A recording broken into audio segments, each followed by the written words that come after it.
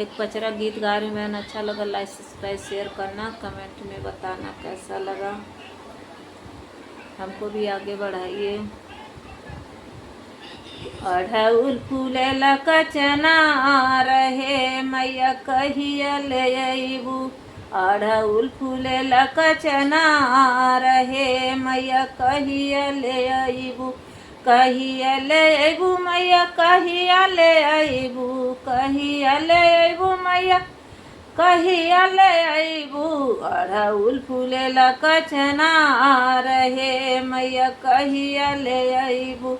अढ़उल फूलेला कचना रहे मैया कहिया ले अइबू, कहा तू तहे मैया स्वामी अपन भेजती, कहा तू तहे मैया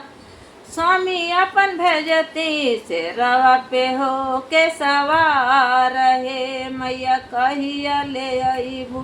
शेरवा पे हो के सवार रहे मैया कहिया ले अइबू, अढ़उल फूलेला कचना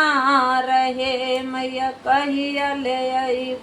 कहिया ले अइबू मैया कहिया ले अइबू, अढ़उल फूलेला कचना रहे मैया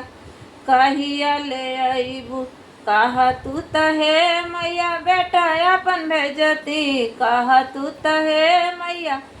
बेटा अपन भेजती, शेरवा पे हो के सवार रहे मैया कहिया ले अइबू, शेरवा पे हो के सवार रहे मैया कहिया ले अइबू,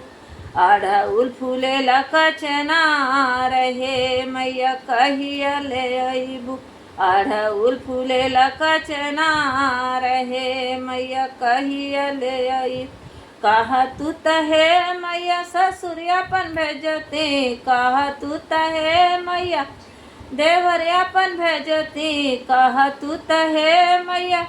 देवरियापन भेजती, शेरवा पे हो के सवार रहे मैया कहिया ले अइबू,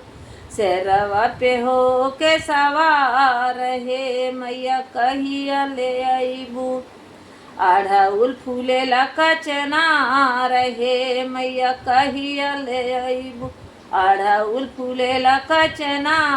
रहे मैया कही अइबू, कहिया ले अइबू मैया कहिया ले अइबू, अढ़उल फूलेला कचना रहे मैया कहिया ले अइबू, अढ़उल फूलेला कचना रहे मैया कहिया ले अइबू।